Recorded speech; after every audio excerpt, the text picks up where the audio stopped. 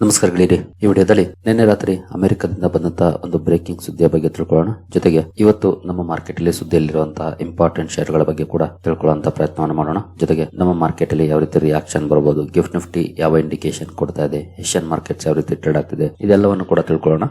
As usual ಮುಂದುವರಿಯ ಮುಂಚೆ disclaimer ಕೊಡ್ಲಿಕ್ಕೆ ಇಷ್ಟಪಡ್ತೀನಿ. ಇಲ್ಲಿ ಕವರ್ ಮಾಡ್ತಿರುವಂತಹ ಯಾವುದೇ ಸ್ಟಾಕ್ ಅನ್ನು ಕೂಡ ರೆಕಮೆಂಡ್ ಮಾಡೋದಿಲ್ಲ. ನೀವು ಫರ್ದರ್ ಸ್ಟಡಿ ಮೆಡಿಟೇಷನ್ ತಗೊಳ್ಬಹುದು.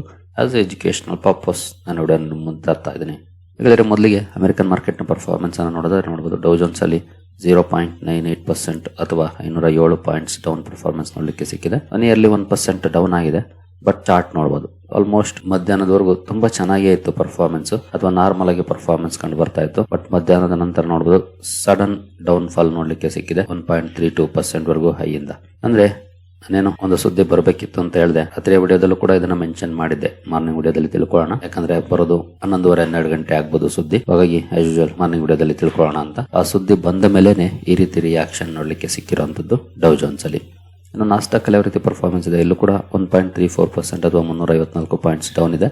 But same chart pattern, flat ಆಗಿ ಟ್ರೇಡ್ ಆಗ್ತಾ ಇತ್ತು. ಬಟ್ ಈ ನ್ಯೂಸ್ ಬಂದ ಮೇಲೆ ಇಮಿಡಿಯೇಟ್ಲಿ ಡೌನ್ ಕೂಡ ಆಗಿದೆ. ನಾಸ್ಡಾಕ್ ಕೂಡ ಎರಡು ಕಡೆ ಡೌನ್ ಫಾಲ್ ಇದೆ, ಎಸ್ಪೆಷಲಿ ಆ ಸುದ್ದಿ ಬಂದ ಮೇಲೆ. ಆ ಸುದ್ದಿ ಯಾವುದು ನೋಡೋಣ. ಅದಕ್ಕಿಂತ ಮುಂಚೆ ನಿನ್ನೆ ನಮ್ಮ ಮಾರ್ಕೆಟ್ ನ FIS DIS ಆಕ್ಟಿವಿಟಿ ನೋಡೋದಾದ್ರೆ, ನಿನ್ನೆ FIS ನೋಡಬಹುದು 101 ಕೋಟಿ ಮೊತ್ತದ ನೆಟ್ ಬೈಯಿಂಗ್ ಅನ್ನ ಮಾಡಿದ್ದಾರೆ. DIS 1561 ಕೋಟಿ ನೆಟ್ ಬೈಯಿಂಗ್ ಅನ್ನ ಮಾಡಿದ್ದಾರೆ. ಸೊ ಇಬ್ರು ಕೂಡ ಬೈಯರ್ಸ್ ಆಗಿದ್ದಾರೆ. ನೋಡೋಣ ಇವತ್ತು FIS ಕಡೆಯಿಂದ ಯಾವ ರೀತಿ ಇರುತ್ತೆ ರೆಸ್ಪಾನ್ಸ್ ಅಂತ. ಇನ್ನು ನಿನ್ನೆ ಬರಬೇಕಾಗಿದ್ದು ಅಂತಂದ್ರೆ ಫೆಡ್ ಡಿಸಿಷನ್, FOMC ಮೀಟಿಂಗ್ ಇತ್ತು. ಜೊತೆಗೆ ಕೆವಿನ್ ವಾರ್ಷ್ ಅವರ ಮೊದಲ ಮೀಟಿಂಗ್. ಈ ಮುಂಚೆ ಜೆರೋಮ್ ಪವೆಲ್ ಅವರಿದ್ರು, ಅವರ ಟರ್ಮ್ ಮುಗೀತು. ಕೆವಿನ್ ವಾರ್ಷ್ ಅವರು ಬಂದ್ರು ಆ ಸ್ಥಾನಕ್ಕೆ. ಇವರ ಮೊದಲ ಮೀಟಿಂಗ್ ಆಗಿತ್ತು. ರೇಟ್ ಅಂತೂ ಚೇಂಜ್ ಆಗ್ಲಿಲ್ಲ, ಎಕ್ಸ್ಪೆಕ್ಟೇಷನ್ ಕೂಡ ಇರ್ಲಿಲ್ಲ. ರೇಟ್ ಆಸ್ ಯೂಶುವಲ್ ಮುಂದುವರಿಬಹುದು ಅಂತ. ಯಾಕಂದ್ರೆ ಇನ್ಫ್ಲೇಷನ್ ದಿನೇ ದಿನೇ ಜಾಸ್ತಿ ಆಗ್ತಿದ್ರೆ ಅಬ್ವಿಯಸ್ಲಿ ರೇಟ್ ಕಟ್ ಮಾಡೋ ಚಾನ್ಸಸ್ ಕಡಿಮೆ ಇರುತ್ತೆ, ರೇಟ್ ಹೈಕ್ ಮಾಡುವಂತ ಚಾನ್ಸಸ್ ಇರುತ್ತೆ. ಹಾಗಾಗಿ ರೇಟ್ ಹೈಕ್ ಏನಾಗ್ಲಿಲ್ಲ, ರೇಟ್ ಅಲ್ಲಿ ಯಾವುದೇ ಬದಲಾವಣೆ ಆಗ್ಲಿಲ್ಲ, ಮುಂದುವರಿಸಿದ್ದಾರೆ ರೇಟ್ಸ್ ಅನ್ನ. ಇಲ್ಲಿ ನೋಡಬಹುದು Federal Reserve keeps rates unchanged in Kevin Warsh first meeting. Chair flags Middle East risk, Middle East risk ಇದೆ ಅನ್ನುವಂತ ಮಾತನ್ನ ಅವರು ಕೂಡ ಹೇಳಿದ್ರೆ. ಆದ್ರೆ ಕೀ ಅನೌನ್ಸ್ಮೆಂಟ್ ಗಳು ಏನ್ ಬಂತು ಅವನ್ನ ನಾವು ನೋಡೋದಾದ್ರೆ, ಇಂಟ್ರೆಸ್ಟ್ ರೇಟ್ ಅಲ್ಲಿ ಯಾವುದೇ ರೀತಿ ಬದಲಾವಣೆ ಆಗ್ಲಿಲ್ಲ, ಮೊದಲನೇದು. ಎರಡನೇದು ಆಕಿ ಶಿಫ್ಟ್ ಇನ್ ಗೈಡೆನ್ಸ್ ಅಲ್ಲಿ ಬದಲಾವಣೆ ಆಗಿದೆ. ಅಂದ್ರೆ ಈಗ ರೇಟ್ ಕಟ್ ಮಾಡಿ ಅಂತ ಡೊನಾಲ್ಡ್ ಟ್ರಂಪ್ ಅವರು ಹೇಳ್ತಾ ಇದ್ರು. ರೇಟ್ ಕಟ್ ನ ಪ್ರಾಬಬಿಲಿಟಿ ಕೂಡ 1 ತಿಂಗಳು 2 ತಿಂಗಳು ಮುಂಚೆ ಜಾಸ್ತಿನೇ ಇತ್ತು. ಬಟ್ ಈಗ ಅಲ್ಲಿ ಶಿಫ್ಟ್ ಆಗಿದೆ, ರೇಟ್ ಹೈಕ್ ಮಾಡುವಂತ ಪ್ರಾಬಬಿಲಿಟಿ ಜಾಸ್ತಿ ಆಗ್ತಾ ಇದೆ. ಇದೇ ನಿನ್ನೆ ಅಮೆರಿಕನ್ ಮಾರ್ಕೆಟ್ ಇಮಿಡಿಯೇಟ್ಲಿ ನೆಗೆಟಿವ್ ಆಗಿ ರಿಯಾಕ್ಟ್ ಮಾಡೋಕೆ ಕಾರಣ ಆಗಿರುವಂತದ್ದು. ಸ್ಟ್ಯಾನ್ಸ್ ಅಲ್ಲಿ ಬದಲಾಗಿದೆ. ಜೊತೆಗೆ ಹಲವು ಮೆಂಬರ್ಸ್ ರೇಟ್ ಜಾಸ್ತಿ ಮಾಡೋದಕ್ಕೆ ಪ್ರಿಫರ್ ಮಾಡ್ತಿದ್ದಾರೆ. Dot plot turn more hawkish, rate ಜಾಸ್ತಿ ಮಾಡಬೇಕು ಅಂತಾನೆ ಹೇಳ್ತಿದ್ದಾರೆ. ಅದೊಂದು ಪಾಯಿಂಟ್. ನಂತರ ಇನ್ಫ್ಲೇಷನ್ ಫೋರ್ಕಾಸ್ಟ್ ಕೂಡ ಜಾಸ್ತಿ ಆಗಿದೆ. ಇನ್ನು ಅದು ಆಸ್ ಯೂಶುವಲ್ ಇದ್ದಿದ್ದ ಎಕ್ಸ್ಪೆಕ್ಟೇಷನ್ ಕೂಡ ಇತ್ತು. ಏನು ಎಕನಾಮಿಕ್ ಗ್ರೋತ್ ರಿಮೈನ್ಸ್ ರೆಸಿಲಿಯಂಟ್ ಅಂತ ಹೇಳಿದ್ದಾರೆ. ಅಂದ್ರೆ ಎಕನಾಮಿಕ್ ಗ್ರೋತ್ ಚೆನ್ನಾಗಿದೆ, ಅಲ್ಲೇನಂತ ಇಶ್ಯೂಸ್ ಇಲ್ಲ ಸದ್ಯದ ಮಟ್ಟಿಗೆ. ಬಟ್ ಮುಂದೆ ಗೊತ್ತಿಲ್ಲ, ಸದ್ಯದ ಮಟ್ಟಿಗೆ ಚೆನ್ನಾಗಿದೆ ಅನ್ನುವಂತ ಮಾತನ್ನ ಹೇಳಿದ್ದಾರೆ. ಇದಿಷ್ಟು ನಿನ್ನೆ FOMC ಕೀ ಹೈಲೈಟ್ಸ್ ಆಗಿತ್ತು. ಏನು ಇದರಿಂದ ಇಂಡಿಯನ್ ಇನ್ವೆಸ್ಟರ್ಸ್ ಗೆ ಏನ್ ಎಫೆಕ್ಟ್ ಆಗುತ್ತೆ, ಪಾಸಿಟಿವ್ ಯಾವುದಕ್ಕೆ? Indian IT companies, in case USD ಅಂದ್ರೆ ಡಾಲರ್ ಸ್ಟ್ರಾಂಗ್ ಆಗಿದ್ದೆ ಅಂತಂದ್ರೆ ಎಕ್ಸ್ಪೋರ್ಟ್ ಮಾಡುವಂತ ಕಂಪನೀಸ್ಗೆ ಪಾಸಿಟಿವ್ ಆಗುತ್ತೆ. Export oriented businesses, companies with significant US revenue, ಅಮೆರಿಕದಿಂದ ಯಾವ ಕಂಪನಿಗೆ ರೆವಿನ್ಯೂ ಜಾಸ್ತಿ ಬರ್ತಿದೆಯೋ ಅಂತಹ ಕಂಪನಿಗಳಿಗೆ ಇದು ಪಾಸಿಟಿವ್ ಆಗುತ್ತೆ. ಇನ್ನು ನೆಗೆಟಿವ್ ಅಂತ ನೋಡೋದಾದ್ರೆ ಎಮರ್ಜಿಂಗ್ ಮಾರ್ಕೆಟ್ ಲಿಕ್ವಿಡಿಟಿ. ಭಾರತದಂತ ಎಮರ್ಜಿಂಗ್ ಮಾರ್ಕೆಟ್ ಗಳಿಗೆ ಲಿಕ್ವಿಡಿಟಿ ಕಡಿಮೆ ಆಗ್ಬೋದು, ಅಂದ್ರೆ ಫಾರಿನ್ ಫ್ಲೋ ಕಡಿಮೆ ಆಗುವಂತ ಚಾನ್ಸಸ್ ಇರುತ್ತೆ. ಯಾಕಂದ್ರೆ ಬಾಂಡ್ ಈಲ್ಡ್ ಈಗಾಗಲೇ ಜಾಸ್ತಿ ಆಗಿದೆ. ನಿನ್ನೆ ಫೆಡರಲ್ ರಿಸರ್ವ್ ನ ಈ ಡಿಸಿಷನ್ ಕೇಳಿದ ನಂತರ ಈಲ್ಡ್ ಇನ್ನೂ ರೈಸ್ ಆಗಿದೆ. ಹಾಗಾಗಿ ಎಮರ್ಜಿಂಗ್ ಮಾರ್ಕೆಟ್ಸ್ ಅಲ್ಲಿ ಲಿಕ್ವಿಡಿಟಿಗೆ ಕೊರತೆ ಆಗ್ಬೋದು. ಇನ್ನು high valuation growth stocks global level ಅಲ್ಲಿ ಯಾವೆಲ್ಲ ಕಂಪನಿಗಳು ಹೈ ವ್ಯಾಲ್ಯೂಯೇಷನ್ ಅಲ್ಲಿ ಟ್ರೇಡ್ ಆಗ್ತಿರ್ತಾವ ಅಂತವಕ್ಕೆ ನೆಗೆಟಿವ್, ಯಾಕಂದ್ರೆ ಪ್ರಾಫಿಟ್ ಬುಕ್ ಮಾಡಬಹುದು. ಇನ್ನು ಕಮಾಡಿಟೀಸ್ ರೇಟ್ಸ್ ಜಾಸ್ತಿ ಮಾಡೋದು, ಡಾಲರ್ ಏನಾದ್ರು ಸ್ಟ್ರೆಂಥನ್ ಮಾಡಿದ್ರೆ ಕಮಾಡಿಟೀಸ್ಗೆ ಇದು ನೆಗೆಟಿವ್ ಆಗುತ್ತೆ. ಇಂಡಿಯನ್ ಇನ್ವೆಸ್ಟರ್ಸ್ ಇವುಗಳನ್ನ ವಾಚ್ ಮಾಡಬೇಕಾಗುತ್ತೆ ಮೇಜರ್ ಆಗಿ. ಏನು ಕೆವಿನ್ ವಾರ್ಷ್ ಅವರು 5 ಟಾಸ್ಕ್ ಫೋರ್ಸ್ ಅನ್ನ ರಚನೆ ಮಾಡಿದ್ದಾರೆ. ಅದ್ರ ಬಗ್ಗೆ ಕೂಡ ಅವರು ಅನೌನ್ಸ್ಮೆಂಟ್ ಅನ್ನ ಮಾಡಿದ್ದಾರೆ. ನೋಡಬಹುದು, task forces will assess communications, data, jobs and inflation. ಇವುಗಳನ್ನ ಅಸೆಸ್ ಮಾಡ್ಲಿಕ್ಕೆ ಅಂತಾನೆ ಟಾಸ್ಕ್ ಫೋರ್ಸ್ ಅನ್ನ ರಚನೆ ಮಾಡಿದ್ದಾರೆ. ಅವುಗಳು ಕೆಲಸ ಮಾಡ್ತವೆ ಅದಕ್ಕೆ ಸಂಬಂಧಪಟ್ಟಂತೆ. ನಂತರ ಅವುಗಳ ರಿಪೋರ್ಟ್ ಮೇಲೆ ನೆಕ್ಸ್ಟ್ ಡಿಸಿಷನ್ ಗಳನ್ನ ತಗೊಳ್ತಾರೆ.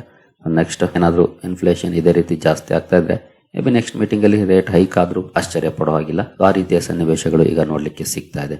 ಇದೇ ಕಾರಣಕ್ಕೆ ಅಮೆರಿಕನ್ ಮಾರ್ಕೆಟ್ ನೆಗೆಟಿವ್ ಆಗಿ ಕೂಡ ರಿಯಾಕ್ಟ್ ಮಾಡಿರುವಂತದ್ದು. ಇನ್ನು ಮುಂದುವರಿಯ ಮುಂಚೆ ಡಿಸ್ಕ್ರಿಪ್ಷನ್ ಅಲ್ಲಿ ಅಕೌಂಟ್ ಅನ್ನು ಓಪನ್ ಮಾಡ್ಕೊಳ್ಳುವಂತ ಲಿಂಕ್ ಇದೆ, ಅಕೌಂಟ್ ಅನ್ನು ಓಪನ್ ಮಾಡ್ಕೊಳ್ಬಹುದು. ಹಾಗೆ ಹೂಡಿಕೆಗೆ ಸಂಬಂಧಪಟ್ಟಂತೆ ನಿಮ್ಗೆ ಏನಾದರೂ ಸಪೋರ್ಟ್ ಬೇಕು ಅಂದ್ರೆ ಇಲ್ಲಿರುವಂತಹ ನಂಬರ್ಗಳ ಮೂಲಕ ನಮ್ಮ ಟೀಮ್ನ ಸಂಪರ್ಕ ಮಾಡಬಹುದು.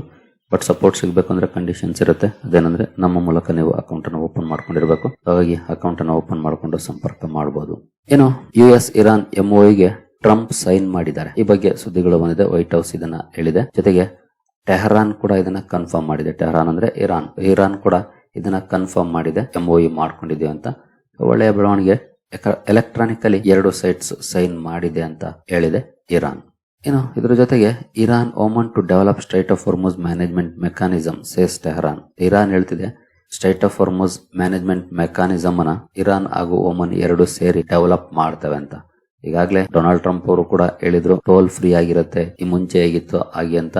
ಬಟ್ ಇರಾನ್ ಪದೇ ಪದೇ ಇದನ್ನ ಹೇಳ್ತಾ ಇದೆ, ನಾವು ಇದನ್ನ ಟೋಲ್ ಕಲೆಕ್ಟ್ ಮಾಡ್ತೀವಿ ಅಂತ. ಗೊತ್ತಿಲ್ಲ ಒಪ್ಪಂದದಲ್ಲಿ ಏನಿರುತ್ತೆ ಪಾಯಿಂಟ್ಗಳು ಅಂತ. ನೋಡೋಣ, ಫೈನಲ್ ಡೀಲ್ ಬಂದ ಮೇಲೆ ನಮಗೆ ಗೊತ್ತಾಗೋದು. ಇವರಂತೂ ಪದೇ ಪದೇ ಹೇಳ್ತಿದ್ದಾರೆ ಈ ರೀತಿ ಸ್ಟೇಟ್ಮೆಂಟ್ ಗಳನ್ನ ಅಂತ. ಅಂದ್ರೆ ಇರಾನ್ ಭಾರತ ಹಾಗೂ UK ನಡುವಿನ FTAಗೆ ಸಂಬಂಧಪಟ್ಟಂತೆ ಕೂಡ ಸುದ್ದಿಗಳು ಬಂದಿದ್ದಾವೆ ನೋಡಬಹುದು. ಇಂಡಿಯನ್ ಸ್ಟೀಲ್ ಎಕ್ಸ್ಪೋರ್ಟ್ಸ್ ಏನಿದಾವೆ ಅದರಲ್ಲಿ 85% ಎಕ್ಸಂಪ್ಷನ್ಸ್ ಇರುತ್ತೆ. ನಮ್ಮ ಸ್ಟೀಲ್ ಇಂಡಸ್ಟ್ರಿಗೆ ಇದು ಒಳ್ಳೆಯ ಬೆಳವಣಿಗೆ. ಇವತ್ತು ಸ್ಟೀಲ್ ಕಂಪನಿಗಳನ್ನ ವಾಚ್ ಮಾಡಬಹುದು, ಎಸ್ಪೆಷಲಿ ಮೆಟಲ್ಸ್. ನೋಡೋಣ ಇವತ್ತೇನಾದ್ರೂ ಒಳ್ಳೆ ರಿಯಾಕ್ಷನ್ ಬರುತ್ತಾ ಅಂತ.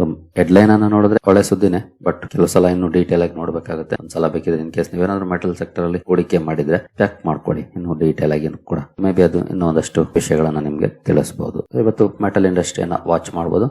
ಇನ್ನು NSE ಫೈನಲಿ DRHP ಫೈಲ್ ಮಾಡಿದೆ. ನಿನ್ನೆ ಇವತ್ತು ಪಬ್ಲಿಷ್ ಫೈಲ್ ಮಾಡಬಹುದು ಅಂತಾನೆ ಹಲವು ಷೇರುಗಳಲ್ಲಿ ಒಳ್ಳೆ ರಿಯಾಕ್ಷನ್ ಕೂಡ ನೋಡ್ಲಿಕ್ಕೆ ಸಿಕ್ಕಿತ್ತು. ಫೈನಲಿ DRHP ಫೈಲ್ ಮಾಡಿದೆ. ನೋಡಬಹುದು 30,000 ಕೋಟಿ IPO ಆಗಿರುತ್ತೆ. ಇದರಲ್ಲಿ ಹೈಯೆಸ್ಟ್ ಸೆಲ್ ಮಾಡ್ತಿರೋದು SBI. ಹಾಗೆ ಟೋಟಲ್ ಇದೆಲ್ಲಾನು ಕೂಡ OFS ಆಗಿರುತ್ತೆ. ಅಂದ್ರೆ ಈಗಾಗಲೇ IPO ಇನ್ವೆಸ್ಟರ್ಸ್ ಸೇಲ್ ಮಾಡ್ತಿರ್ತಾರೆ. 6% ಇಕ್ವಿಟಿಯನ್ನ ಸೇಲ್ ಮಾಡ್ತಿದ್ದಾರೆ. ನೋಡಬಹುದು State Bank of India, MS Strategic Limited, Canada Pension Plan Investment, Aranda Investments, Bank of Baroda, Stock Holding Corporation of India, General Insurance Corporation of India, the New India Assurance Company, National Insurance Company, United India Insurance Company ಇವರೆಲ್ಲನೂ ಕೂಡ stake ಅನ್ನ sale ಮಾಡ್ತಾ ಇದ್ದಾರೆ. ಇದೇ ಕಾರಣಕ್ಕೆ ನಿನ್ನೆ ಈ ಸ್ಟಾಕ್ ಗಳಲ್ಲಿ ಅಂದ್ರೆ ಲಿಸ್ಟೆಡ್ ಕಂಪನೀಸ್ ಏನಿರ್ತವೆ, ಬ್ಯಾಂಕ್ ಆಫ್ ಇಂಡಿಯಾ ಆಗ್ಬೋದು, General Insurance Corporation, New India Assurance Corporation, ಇವುಗಳಲ್ಲಿ ಒಳ್ಳೆ ರಿಯಾಕ್ಷನ್ ಕೂಡ ನೋಡ್ಲಿಕ್ಕೆ ಸಿಕ್ಕಿತ್ತು. ಇವನ್ SBI ಕೂಡ. ಜೊತೆಗೆ SBI ಇಲ್ಲಿ ಹೂಡಿಕೆ ಮಾಡಿರೋದು ಎಷ್ಟು ಸ್ಟಾರ್ಟಿಂಗ್ ಅಲ್ಲಿ 2 ಕೋಟಿ, ನಿಯರ್ಲಿ 5,000 ಕೋಟಿ ಆಗಿದೆ. 1.98 ಕ್ರೋರ್ ಇನ್ವೆಸ್ಟ್ಮೆಂಟ್ ಅನ್ನು ಮಾಡಿದೆ. 4,950 ಕೋಟಿ ಆಗಿದೆ. ಬಿಗ್ ಗೇನ್ ಅನ್ನು ಪಡ್ಕೊಂಡಿದೆ ಅಂತ ಹೇಳ್ಬೋದು SBI. ಹಾಗಾಗಿನೇ ಈ ರೀತಿ ಲಾಭ ಆಗಿರೋದಕ್ಕೆ ನಿನ್ನೆ ಒಳ್ಳೆ ರಿಯಾಕ್ಷನ್ ಬಂದಿದೆ. ನೋಡೋಣ ಇವತ್ತು ಕೂಡ ಎಲ್ಲ ಷೇರುಗಳು ಫೋಕಸ್ ಅಲ್ಲಿ ಇರ್ತವೆ, ವಾಚ್ ಮಾಡಬಹುದು ಯಾವ ರೀತಿ ಇರುತ್ತೆ ಇವತ್ತು ರಿಯಾಕ್ಷನ್ ಅಂತ. ಇನ್ನು ಇಂಡಿವಿಜುವಲ್ ಸ್ಟಾಕ್ ಗಳ ಕಡೆ ನಾವು ಬಂದ್ರೆ RVNL ಫೋಕಸ್ ಅಲ್ಲಿ ಇರುತ್ತೆ ಇವತ್ತು. ಕಾರಣ ಕಂಪನಿ ಈಸ್ಟ್ ಕೋಸ್ಟ್ ರೈಲ್ವೇಸ್ ಇಂದ 967 ಕೋಟಿ LOA ಪಡ್ಕೊಂಡಿದೆ, ಲೆಟರ್ ಆಫ್ ಅಕ್ಸೆಪ್ಟೆನ್ಸ್. ಅಂದ್ರೆ ಆರ್ಡರ್ ಅನ್ನ ಪಡ್ಕೊಂಡಿದೆ 967 ಕೋಟಿ. ಈ ಆರ್ಡರ್ ಕಾರಣಕ್ಕೆ ಸ್ಟಾಕ್ ಫೋಕಸ್ ಅಲ್ಲಿ ಇರುತ್ತೆ. RVNL ಅನ್ನ ವಾಚ್ ಮಾಡಬಹುದು ಯಾವ ರೀತಿ ಇರುತ್ತೆ ಇವತ್ತು ರಿಯಾಕ್ಷನ್ ಸ್ಟಾಕ್ ಅಲ್ಲಿ. ಒಳ್ಳೆ ಸುದ್ದಿ, ನೋಡೋಣ ಯಾವ ರೀತಿ ರಿಯಾಕ್ಟ್ ಮಾಡುತ್ತೆ ಅಂತ. ಇನ್ನು HFCL ಕೂಡ ಸುದ್ದಿಲಿರುತ್ತೆ. ಕಾರಣ ಕಂಪನಿಗೆ RVNL ಇಂದಾನೆ 2,666 ಕೋಟಿ ಆರ್ಡರ್ ಸಿಕ್ಕಿದೆ ಭಾರತ್ ನೆಟ್ ಫೇಸ್ 3 ನಲ್ಲಿ. ಈ ಸುದ್ದಿ ಕಾರಣಕ್ಕೆ HFCL ಕೂಡ ಫೋಕಸ್ ಅಲ್ಲಿ ಇರುತ್ತೆ.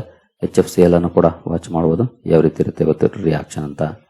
ಇನ್ನು ಲೆಮನ್ ಟ್ರೀ ಹೋಟೆಲ್ಸ್ ಕೂಡ ಸುದ್ದಿಲಿರುತ್ತೆ. ಕಾರಣ ಕಂಪನಿ ರಾಜಸ್ಥಾನದ ಗಂಗಾನಗರಲ್ಲಿ ಹೊಸ ಹೋಟೆಲ್ ಅನ್ನ ಲಾಂಚ್ ಮಾಡಿದೆ.